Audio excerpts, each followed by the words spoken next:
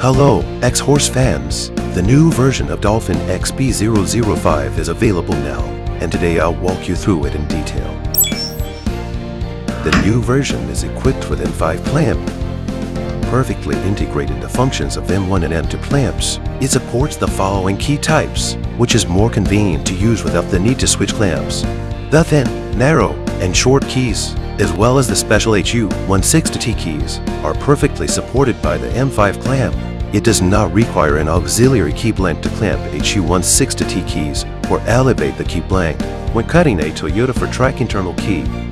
Additionally, the M5 clamp is designed to offer a non-calibrating using experience, which means you don't need to calibrate the clamp anymore while working. Lithium-ion battery is optional for the new version and can also be installed in the machine if you need later on.